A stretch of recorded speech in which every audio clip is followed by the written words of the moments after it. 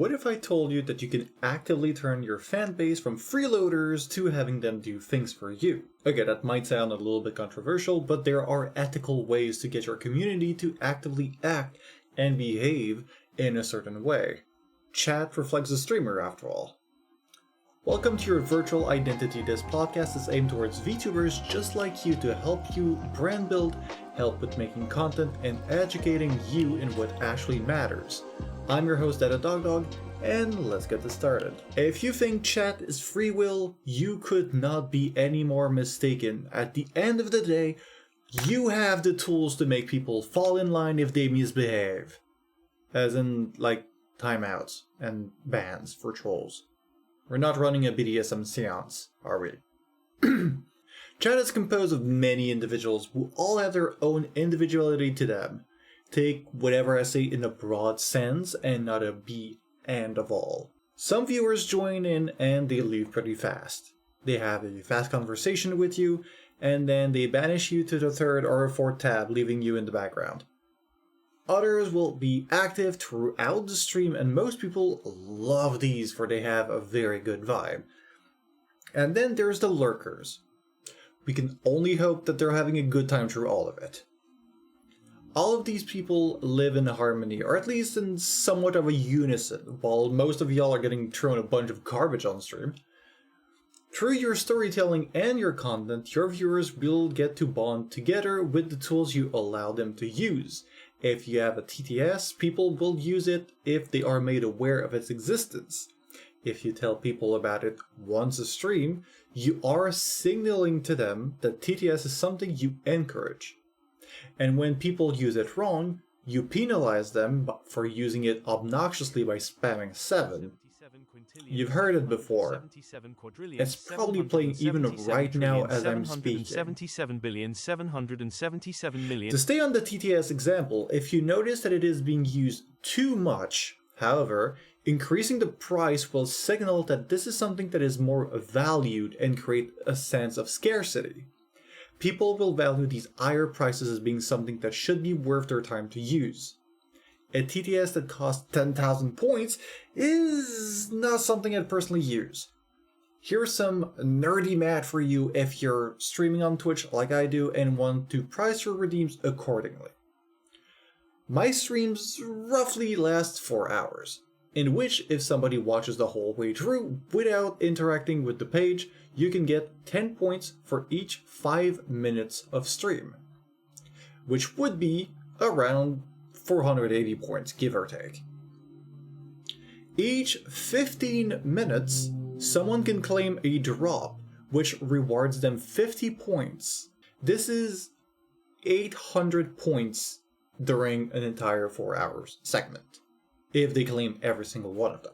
Raiding, which I always do to spread goodwill and support other streamers and get my name in front of more people, awards raiders that join me 250 points when they raid along. Watch streaks also award some points. They range from 300 to 450 points if they watch 5 consecutive streams and more, which makes for the most dedicated viewer a total of around 2,000 points per stream. I did not account for following, which gives 300, and for cheers, which give 350 each month. Those are for bits. And gifted subs, which would give 500 points, as there are usually spares to account for or a single time occurrence only in the terms of follows. The pricing of your redeems create an economy. I'm not a finance major, but I have a decent understanding of business and will help you think through this. If you'd like something to happen more often, the price of it should be low enough for somebody to want to use it and want it.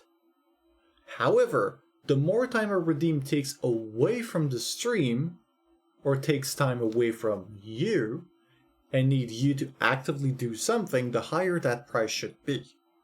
Unless your redeems are the content you want people to feel like they're contributing for. An example of this is a dare redeem that would trigger a random marble with the content ID attached to it. These can create a willingness for people to want to stick through the stream in case those were to land on something worthwhile.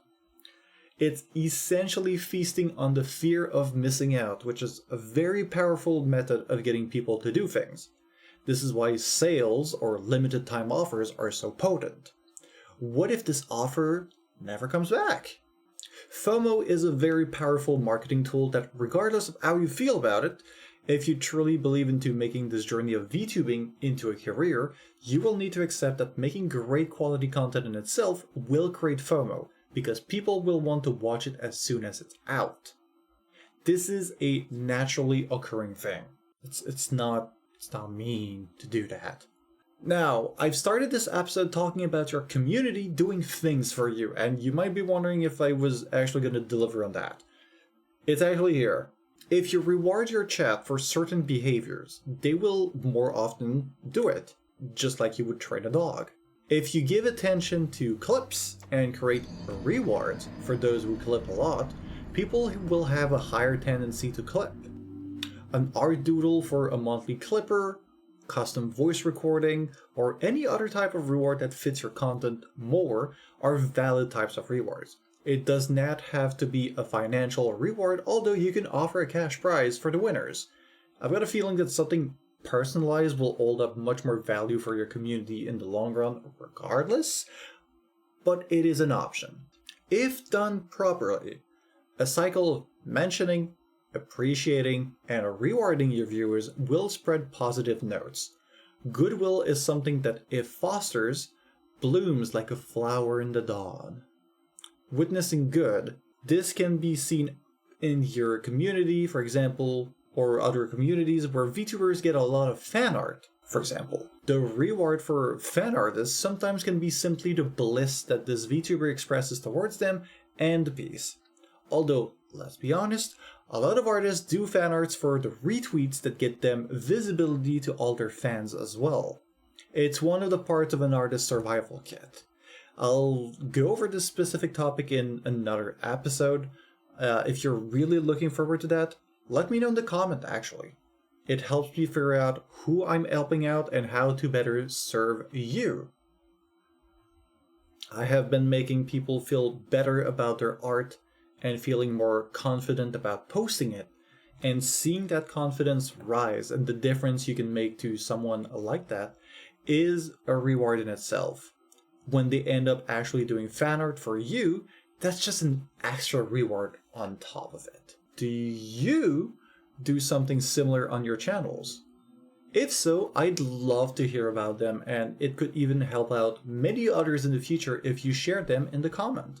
It was your host and streamer Dada Dog, and I'll see you out there, wanderers.